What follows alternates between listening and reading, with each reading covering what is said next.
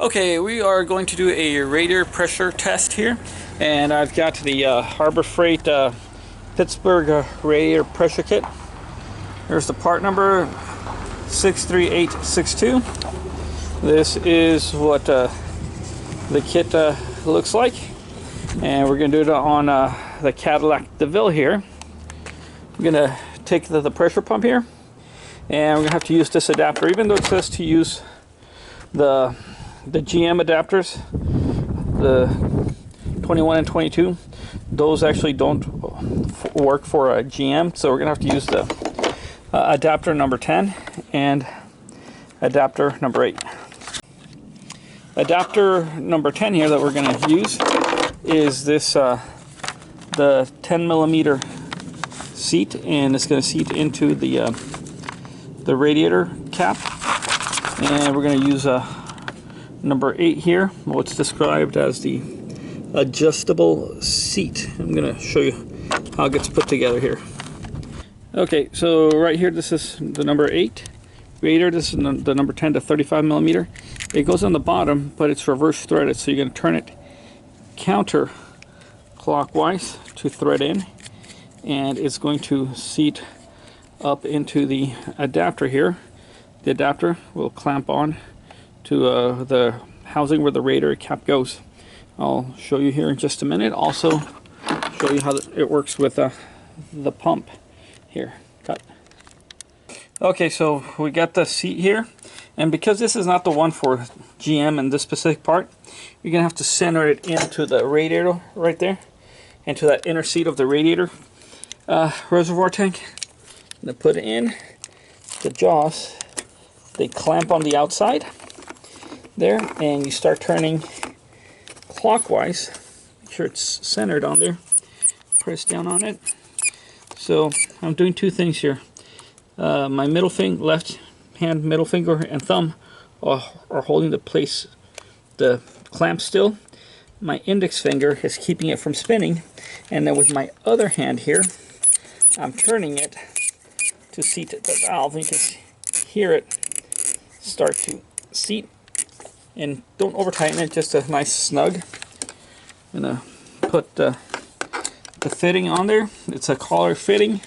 Pull it back, seat it down. It's seated there. Then we're gonna start pumping. Pump. Oh. I don't know if you can hear it. Okay, it's not seated properly, so we're gonna release here. Turn it. Go at it again here. That center piece to get a good seal on the radiator housing, and I can hear there's no leak. And right here, this needle, the pressure should start rising. All right, you can cut. All right. Okay, so finally got the valve seated there. As you can see here, it's holding pressure on the gauge. Right there, it's not dropping. But you can also hear a hissing. That hissing comes from over here. Let's see around. All right, let's see the camera. The hissing is coming from right in there with let's see, what's the other terminal? It doesn't show too well on camera, but to the naked eye, the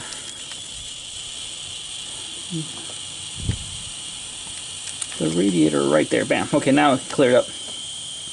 You can see where it's, this right there, Johnny, where it's leaking, right here on the camera. Yeah. You can see on there on screen where it's actually cracked at the rate. Oh, you can't see the crack, but yep, you can see the crack right there, just to the right below where my finger is. And that is where the coolant is. And I'm also checking to see if there's any other leaks around the engine. So so far so good, but make sure to get that piece seated on there, centered, or get the right one. Unfortunately, the Harbor Freight kit does not have one for this styled GM radiator cap, and I had to finagle with it, just carefully center it on the radiator cap there, but it holds. And I'm just going to check around the engine bay to see if there are any other leaks, so I can go ahead and take care of them while I'm doing this here. Well, I've got the radiator taken out, but so far that's the only one. See right there, pressure, holding and dropping. Okay.